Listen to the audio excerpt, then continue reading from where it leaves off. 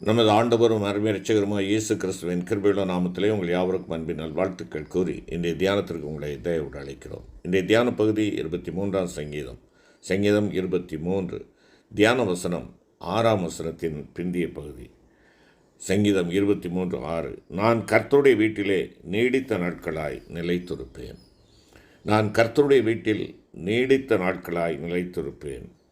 அருமையான கர்த்தருடைய பிள்ளைகளே, இதனுடைய ஆங்கில மொழியாக்கம் நான் கர்த்தருடைய வீட்டில் என்றென்றும் வாசம் பண்ணுவேன். நான் கர்த்தருடைய வீட்டில் என்றென்றும் வாசம் பண்ணுவேன். ஒரு குறிப்பிட்ட காலத்திற்கு மாத்திரமல்ல. ஒருவேளை தமிழ் வேதாகமத்திலே அங்கே நீடித்த நாட்கள் என்று சொல்லப்பட்டிருக்கிறது. ஆனால் அங்கே ஆங்கில மொழியாக்கத்தின்படி பார்ப்போம் என்றால் எவர்லாஸ்டிங், என்றென்றும் நித்தியமாய். அருமையான கர்த்தருடைய பிள்ளைகளே, பரலோக ராஜ்யத்தை ஆண்டவராய் இயேசு கிறிஸ்து என் பிதாவின் வீடு என அழைக்கிறார். எனவே இந்த வேத பகுதியில் சங்கீதக்காரனாகி தாவீது தான் என்றென்றும் வாசம் பண்ண போவதாக குறிப்பிடும் கர்த்தருடைய வீடு பரலோகத்தை குறிக்கிறது. அவன் நான் கர்த்தருடைய வீட்டில் என்றென்றும் வாசம் பண்ணுவேன் என்று தன்னிலுள்ள நம்பிக்கையின் உறுதியான நிச்சயத்தை குறிப்பிடுகிறான். இது நேர்மறையானதாகவும் சற்றும் சந்தேகத்திற்கு அப்பாற்பட்டதாகவும் உறுதியானதுமான ஒரு அறிக்கையாக காணப்படுகிறது. நான் அதிர்ஷ்டசாலியாக இருந்தால் கர்த்தருடைய வீட்டில் வாசம் பண்ணுவேன் என்றோ, ஒருவேளை நான் பரலோகத்திற்கு போவேன் என்றோ அவன் கூறுகிறதில்லை. நாம் இந்த ஆசீர்வதிக்கப்பட்ட நம்பிக்கையின் பூரண நிச்சயமுள்ளவர்களாக இருக்க வேண்டியது வெகு அவசியம். பிலிப்பியர் 3ஆம் அதிகாரம் 20வது வசனத்திலே பவுலடிகளார் குறிப்பிடுகின்ற பொழுது நம்முடைய குடியிருப்பு பரலோகத்தில் இருக்கிறது என்று சொல்லுகிறார். எனக்கு அன்பான சகோதரனே சகோதரியே, நாம் நம்முடைய நல்ல மெய்ப்பரை பின்பற்றுவோம் என்றால், கர்த்தர் என்னுடையவராய் இருப்பதால் அவருடைய வீடாகிய பரலோகமும் என்னுடையதே, அதன் சகல நன்மைகளும் என்னுடையவைகளே என்று ஆசீர்வதிக்கப்பட்ட நம்பிக்கையின் பூரண நிச்சயத்தை உடையவர்களாக நாம் காணப்படுவோம். நாம் பரலோக ராஜ்யமாகிய கர்த்தருடைய வீட்டை சென்றடையும் வரை நம்முடைய மெய்ப்பரால் வழிநடத்தப்பட வேண்டுமென்றால் இந்த பூமியில் உள்ள கர்த்தருடைய வீட்டிற்கு, தேவனுடைய ஆலய பிரகாரத்திற்கு நாம் அவரை பின்பற்றி செல்ல வேண்டும். சங்கீதக்காரனாகி தாவீது கர்த்தருடைய ஆலயத்திற்கு போவோம் வாருங்கள் என்று எனக்கு அவர்கள் சொன்ன பொழுது மகிழ்ச்சியாக இருந்தேன் என்று சொல்லுகின்றார். கர்த்தருடைய வீட்டிற்கு போவோம் என்று அவர்கள் சொன்ன பொழுது மகிழ்ச்சியாக இருந்தேன். ஆம் பிரியமான கர்த்தருடைய பிள்ளைகளை, எனவே தான் எபிரேயன் குறிப்பிடுகிறார், சபை கூடி வருதலை நாம் விட்டுவிடக்கூடாது என்று நமக்கு கற்றுக் கொடுக்கிறார். அருமையான தேவ பிள்ளையே, பூமியில் உள்ள கர்த்தருடைய வீட்டின் மேல் உனக்கு வாஞ்சை இல்லை என்றால் பரலோகத்தில் இருக்கும் கர்த்தருடைய வீட்டை நீ நேசிக்கக்கூடாதவனாகத்தான் காணப்படுவாய். இந்த பூமியில் இருக்கும் கர்த்தருடைய வீட்டிற்கு செல்வது உனக்கு சந்தோஷம் அளிக்கவில்லை என்றால் அதன் காரணம் பரலோகத்தில் இருக்கிற கர்த்தருடைய வீட்டிற்கு செல்வதில் உனக்கு சந்தோஷமில்லை என்பதே ஆகும். ஏறக்குறைய 84 வயதுள்ளவளாயிருந்த அன்னாள் என்னும் பெயருள்ள ஒரு விதவை தேவாலயத்தை விட்டு நீங்காமல் இரவும் பகலும் உபவாசித்து ஜெபம் பண்ணி ஆராதனை செய்து கொண்டிருந்தாள் என்பதாக லூக்கா 2:37 கூறுகிறது. 1வது நூற்றாண்டின் கிறிஸ்தவர்கள் தேவாலயத்திலேயே அனுதினமும் தரித்திருந்தார்கள் என்பதாக அப்போஸ்தலர் 2:46 வாசிக்கிறோம். ஆம் தேவப்பிள்ளையே, அவர்கள் தேவனை துதித்து அவருக்கு ஆராதனை செய்யும்படி நாள்தோறும் கர்த்தருடைய வீட்டிற்கு சென்றார்கள். உன் சொந்த அலுவல்களை பார்க்கிலும் ராஜாதி ராஜாவின் அலுவல் அதிக முக்கியமானது. நீ கர்த்தருடைய வீட்டிற்கு செல்வதில் பிரியங்கொள்ளுகிறவனாய் இருக்கிறாய்.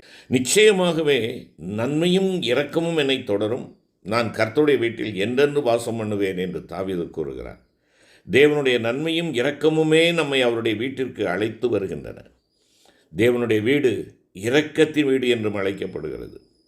நானோ உமது ஏராளமான இரக்கத்தினாலே உமது வீட்டிற்குள் பிரவேசித்து உமது பரிசுத்த சந்நிதிக்கு நேரே பயபக்தியுடன் பணிந்து கொள்வேன் என்பதாக சங்கீதம் 7வது வசனத்திலே நாம் பார்க்கிறோம்.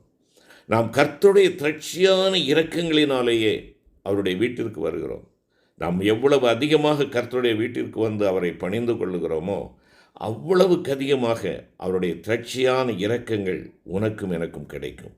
நீ கர்த்தருடைய வீட்டிற்கு, ஆலயத்திற்கு வருகிற ஒரு நபராக இருக்கும் போதே நன்மையும் இரக்கமும் உன்னை தொடரும் என்றால், நீ அவருடைய வீட்டிலேயே வாசம் பண்ணி அவருக்கு ஊழியம் செய்யும் ஒரு நபராக இருப்பாய் என்றால், எத்தனை அதிகமான நன்மையும் இரக்கமும் உனக்கும் எனக்கும் சூழ்ந்து கொள்ளும் என்பதை நீ எண்ணிப்பார். எவ்வளவு அதிகமாய் கர்த்தருடைய நன்மையினாலும் இரக்கத்தினாலும் நாம் முடிசூட்டப்படுவோம்.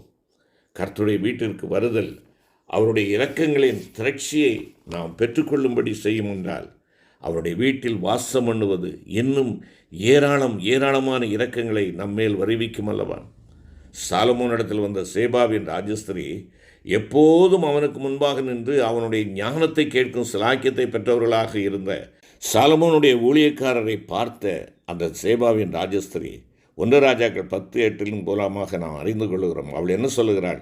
உம்முடைய ஊழியக்காரராகியவர்கள் பாக்கியவான்கள் என்று கூறினாள். கர்த்தருடைய வீடானது அவருடைய இரக்கம் நன்மை ஆகியவற்றின் வீடு என்பதை பிசாசானவன் அறிந்திருப்பதால் அவன் அவருக்கு ஊழியர் செய்வதை பற்றிய எதிர்மறையானதொரு பயத்தை அநேகருடைய உள்ளங்களில் போடுகிறார். கர்த்தருடைய வீட்டில் ஜீவிக்கிறவர்கள் அவரது இரக்கங்களால் சூழ்ந்து கொள்ளப்பட்டு மறைத்து பாதுகாக்கப்படுவார்கள். அருமையான தேவ பிள்ளையே, தம்முடைய இரக்கங்களை அனுபவிப்பதற்கென்றே கர்த்தர் உன்னை தமக்கு ஊழியர் செய்யும்படி அழைக்கிறார். அவருடைய வீட்டில் செலவிடப்படும் ஒரு நாள் வேறெந்த இடத்தில் நீ செலவிடப்படுகின்ற 1000 நாட்களை பார்க்கல மேலானது என்பதாக அங்கே சங்கீதம் கூறுகிறது. வாசம் பண்ணுதல் என்பதற்கான எபிரேய வார்த்தைக்கு விவாகம் பண்ணுதல் என்ற ஒரு அர்த்தமும் உண்டு. நெகேமியா 13ஆம் அதிகாரம் 23 மற்றும் 27ஆம் வசனங்களில் சேர்த்து கொள்ளுதல் என்பதற்கு உபயோகப்பட்டுள்ள எபிரேய பதம் வாசம் பண்ணுதல், ட்வெல் என்று பொருள்படும். அது விவாகம் பண்ணுதல் என மொழிபெயர்க்கப்பட்டுள்ளது. ஒரு பெண் தன் விவாகத்திற்கு பின் இனி தன் ஜீவிய காலமெல்லாம் தன் மணவாளனின் வீட்டில் ஜீவிக்கும்படி போகிறாள். இப்போது நாம் இந்த நிர்பந்தமான பூமிக்குரிய வீடாகிய நம்முடைய சரீரத்தில் இருக்கிறோம். ஆனால் நாம் பரம வீட்டிற்கு எடுத்துக்கொள்ளப்படும் வேளை மிகவும் நெருங்கி இருக்கிறது. அப்போது நாம் நம்முடைய மணவாளனை முகமுகமாய் காண்போம். நம்முடைய நித்திய விவாகத்திற்கு பின் நாம் நம்முடைய மணவாளனின் வீட்டில் அவருடைய மணவாட்டியாக என்றென்றும் வாசம் பண்ணுவோம். அந்த விவாகம் எந்த வினாடியிலும் நடைபெறக்கூடும்.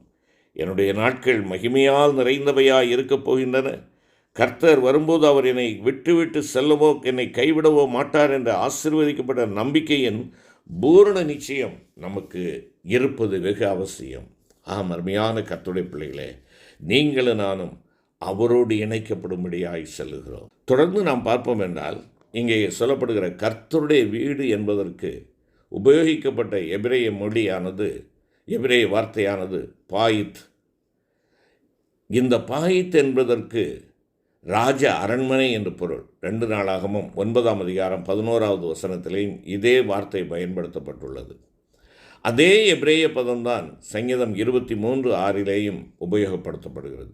கர்த்தருடைய வீடு என்பதற்கும் இங்கே உபயோகிக்கப்பட்டுள்ளது. நான் கர்த்தருடைய அரண்மனையில் என்றென்றும் நிலைத்திருப்பேன் என்று அந்த சங்கீதமானது நிறைவு பெறுகிறதை நாம் பார்க்கிறோம். அருமையான கர்த்தருடைய பிள்ளையை, கர்த்தர் உன்னையும் என்னையும் ஒரு மகிமையான தேவனுடைய ராஜாவாகிய கர்த்தாவாகிய அவருடைய அரண்மனையிலே கொண்டு போய் சேர்ப்பதற்காக என் தேவன் என்னை அழைத்து செல்கிறார்.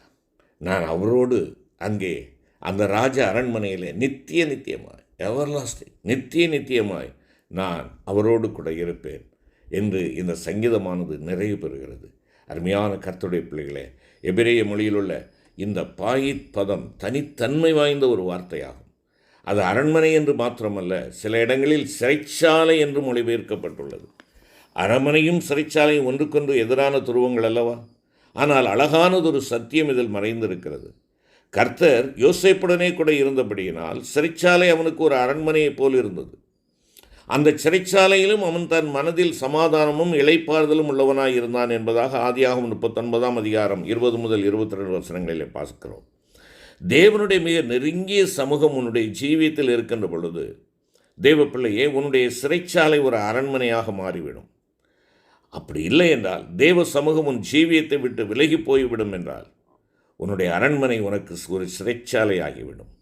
உன்னுடைய அரண்மனை அல்லது சொகுசான மாளிகை ஒரு உபாதிக்கின்ற சிறைக்கூடமாக, உபோத்திரவத்தின் கூடமாக அது மாறுவதற்கு வாய்ப்பு உண்டு. வேதனை நிறைந்த இடமாக மாறிவிடும். இந்த வித்தியாசத்தை உண்டு பண்ணுவது தேவனுடைய சமூகம்தான். மகிழ்ச்சி என்பது பிரச்சனைகள் என்று ஜீவிப்பதில் அல்ல, தேவ சமூகத்தில் ஜீவிப்பதிலேயே தங்கியிருக்கிறது. ராஜாவாகிய சவுல் எழுத்தின்படி ஒரு அரண்மனையில் தான் ஜீவித்து கொண்டிருந்தான். ஆனால் தேவன் அவனை விட்டு விலகியது முதல் அவன் பயம் என்னும் சிறையில் ஜீவிக்கிறவனாய் காணப்பட்டான்.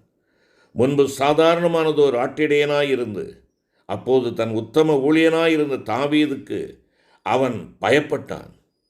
ஆட்டிடையானாய் இருந்த தாவீதென்றோ ராஜாவாகி சவுலுக்கு பயந்திருக்க வேண்டும்.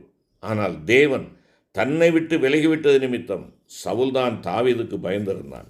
தாவீது ஞானமும் கீழ்ப்படிதலும் உள்ள ஒரு சேவகனாயிருந்தான். அப்படிப்பட்ட ஒரு ஊழியக்காரன் தனக்கு கிடைத்தால் எந்த எஜமானும் அதில் மகிழ்ச்சி அடைவான் அல்லவா? ஆனால் சவுலோ தாவீதுக்கு பயந்திருந்தான். அதன் காரணம் தேவன் அவனை விட்டு விலகிவிட்டதே ஆகும். உனக்கென்று ஒரு அரண்மனையையோ அல்லது சிறைச்சாலையையோ நீதான் உண்டாக்கி கொள்ளுகிறாய். நீ அரண்மனையை உண்டாக்கி கொள்ளப் போகிறாயா? சிறைச்சாலையை உண்டாக்கி கொள்ளப் போகிறாயா? எங்கள் அன்பின் தகப்பனே, நாங்கள் எப்பொழுதும் உம்முடைய திவ்ய சமூகத்தை நாங்கள் நோக்கி காத்து கொண்டிருக்கிறவர்களாக, ஆண்டவரே, உம்மோடு ஜீவிக்கின்ற அந்த அரண்மனை வாழ்வுக்காக நாங்கள் எங்களை தகுதிப்படுத்தி கொள்ள எங்களை உம்முடைய திவ்ய பாதத்தில் நாங்கள் சமர்ப்பிக்கிறோம் அப்பா. நாங்கள் என்றென்றும் உம்முடைய வீட்டில் வாசம் பண்ணுகிற அந்த சிலாக்கியத்தை, உம்முடைய அரண்மனையில் வாசம் பண்ணுகிற அந்த பாக்கியத்தை இழந்து விடாதிருக்கத்தக்கதாக இந்த பூவுலகத்திலே உம்முடைய திருச்சபையை, ஆலயத்தை நாங்கள் நாடி தேடி கர்த்தருடைய ஆலய ஒழுங்குகளிலே நாங்கள் பங்கு பெற்று உம்மை மகிமைப்படுத்த எனக்கும் எங்களுக்கும் கிருபை தாரும்.